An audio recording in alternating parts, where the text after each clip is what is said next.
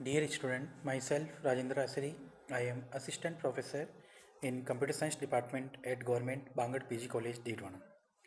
Till now, we covered various concepts on indexing and hashing under the subject database and management system.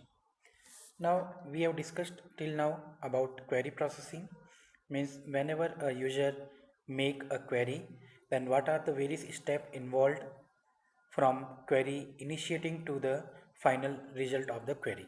So it starts from parsing and translation, then optimization comes into picture, then at third step query evaluation will be done, right? Now one query can be done with the help of various different method or different evaluation plan. Now the point arises that which query is the most efficient. The most efficient query means the query which take the least cost will be taken as the best query. So after that we discussed the query factor of the selection operation, and and in that various algorithm we discussed. Then the complex operation like nested loop join, merge join, block join, all these index join, all these concepts we already discussed, right? Now in today's lecture, some more joins we are discussing. The name is complex join.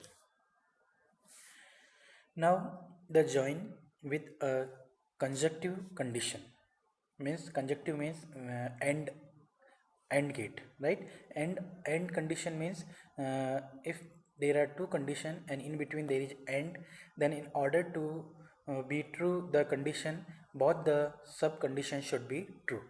If at least one condition is false, then the resultant condition, overall condition will be false, right, in case of conjunction. So if you notice, the notation is R, then the cross, and it is a bounded cross, means it is a natural join. Then there are various joins like theta 1 and theta 2 and theta 3 dot up to theta n, means we can take the n joins. That's why it is called as what, complex joins. And S is the relation, second relation, right? First relation is R and second relation is S. In between we are performing various joins in conjunction. Clear? Now either use nested loop or block nested loop in this. Now compute the result of one of the simpler join, that is R cross theta of I S. Now final result comprise those tuple in the intermediate result that satisfy the remaining condition, like theta 1 and theta 2 up to theta of n, right? Now join with disjunction, the same process which we have done in the conjunction, but we are replacing the condition and or conjunction with the disjunction, right? Here we are replacing with the or. See, R and then the join, complex join. After that theta 1 or theta 2 up to theta n, and then second relation is S. First is R relation, second is S, and in between we are applying what, which operation, or operation, right? Now either use nested, either in this condition also we can use either nested loop or block nested loop, right? Now compute as the union of the record in individual join, like R, then the join theta of I and then S. Then we need to apply the union. In the previous case end was there, so we need to apply the intersection, but here we need to apply the union. Next is, there are some other operation also. Duplicate elimination. Now duplicate elimination can be implemented via hashing or sorting, and all of you know what is hashing. In hashing, what we do, we take the search key, and search key are put in a particular bucket number or bucket based on some hash function, right? Hash function is nothing else, it is a modulus function which is mod by the number of disk, and when we do mod, then it will go from 0 to n minus 1, right, bucket. So then sorting means basically ordering either in ascending or in descending. So on sorting the duplicates, it will come adjacent to each other, right? And all but one set of duplicates can be deleted. Optimization, duplicates can be deleted during the run generation as well as at intermediate merge step in external sort merge. Now hashing is similar. In this, duplicate will come into the same bucket. Okay. In normal processing, duplicates will come together, means adjacent to each other, then they will be deleted. One duplicate deleted in optimization process. In hashing, what will happen? The duplicate will come in the same bucket because for the duplicate value, all the duplicate value, the hash function will give the same bucket number, right? Now projection, it perform projection on each tuple. It is followed by duplicate elimination. Now in other operation, next is aggregation. What is aggregation?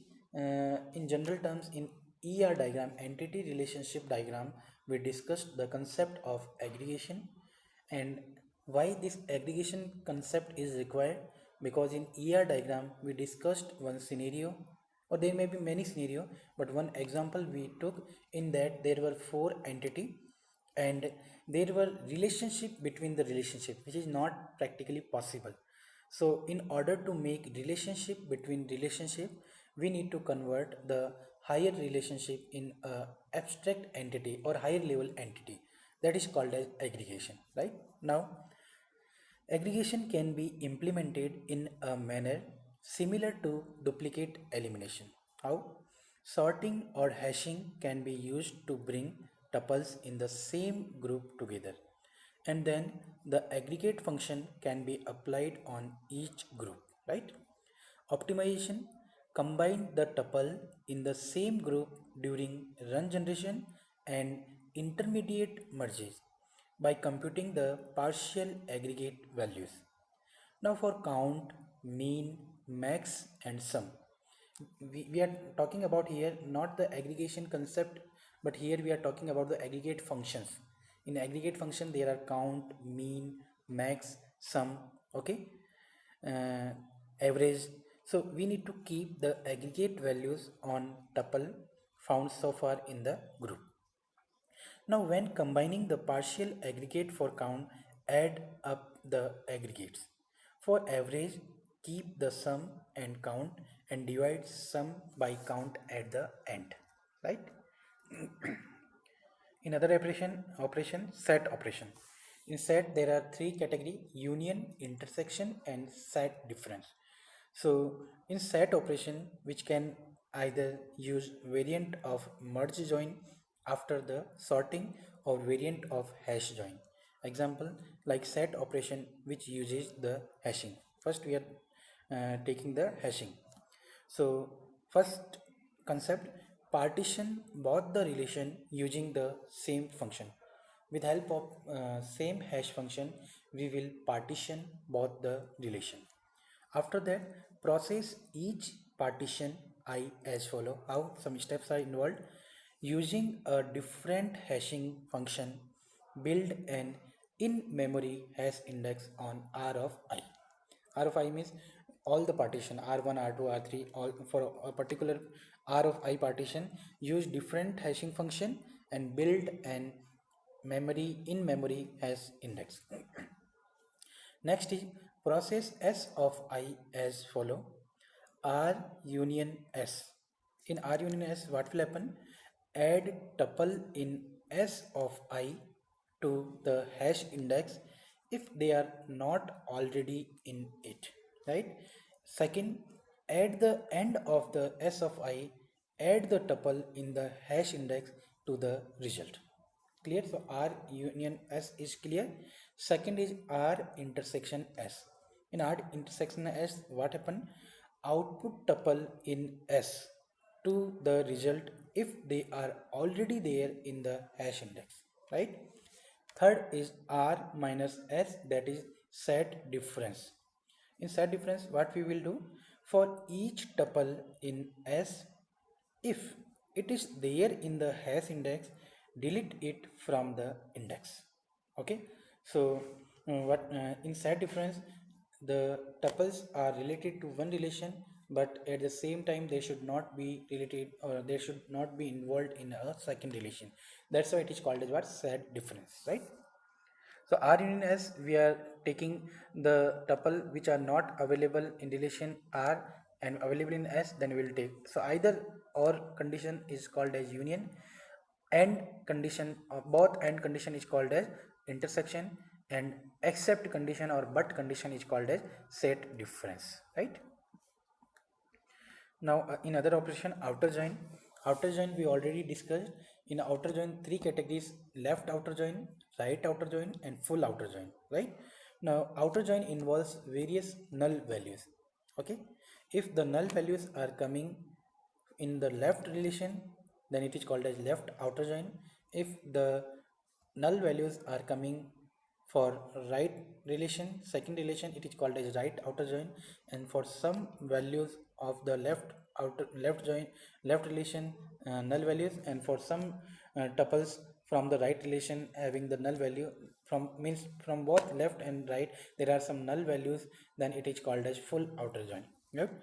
So outer join can be computed either as a join followed by addition of null padded or non-participating tuple. Yes, by modifying the join algorithm.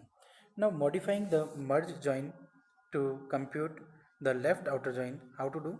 In left outer join, a non-participating tuple are those which are in R minus pi of relation R and the cross join of S. Clear? So modify the merge join to compute this left outer join, and then during merging, for every tuple of relation R that do not match any tuple in S, output T are padded with the null. So ultimate point is that we are just adding the left outer join, means from left we are adding what? Null values, right? Then with help of hash join also we can modify. So here we have to use a prob relation, in that output non-matching R tuple padded with the nulls. If R is built relation, then when probing keep track of which R tuples, right? And in this manner, at least at the end of the S of I, output non-matched R tuples padded with the nulls. The ultimate point is that we are adding the null value which are not present in one relation. Clear? So adding the null value from the left, left outer, from the right, right outer, and from both it is called as full outer. Now evaluation of the expression.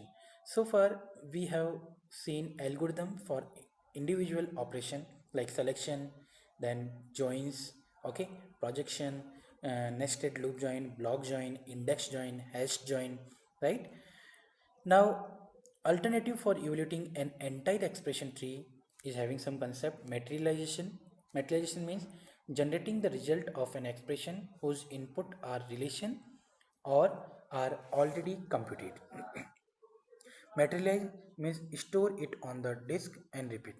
Then pipelining, pass on tuple to parent operation even as an operation is being executed. Okay, so we'll discuss all these concept in the one or two concept in today's lecture, and in more detail we will be discussing in upcoming lectures. Right? Materialization: evaluate one operation at a time, starting at the lowest level, and use intermediate results materialized into temporary relation to evaluate the next level operation. The point is that we need to calculate the intermediate results which can be reused depending upon the situation. So suppose one simple query is written here. We want to select those balances which are less than 25 from the account relation. So then how to do that? Compute the store its join with the customer and then finally compute. So what we will do first we will apply the pi operation, project operation, customer name, then join. In join we are doing two category.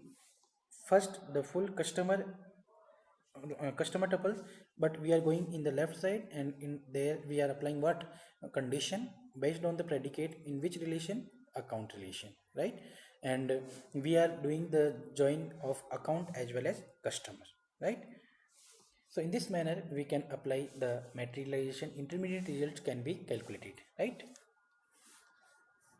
Materialization evaluation is always applicable. Cost of writing results to disk and reading them back can be quite high. Our cost formula, suppose overall cost will be sum of cost for individual operation and cost for writing the intermediate result on the disk. Okay, so this is the formula for calculating the overall cost. Next, double buffering. Use, as the name implies, use two output buffers for each operation. When one is full, it. When one is full, write it to disk while the other is getting filled. Now it allows the overlay of disk writes with computation and it reduces the execution time. So that's all from this lecture. Thank you.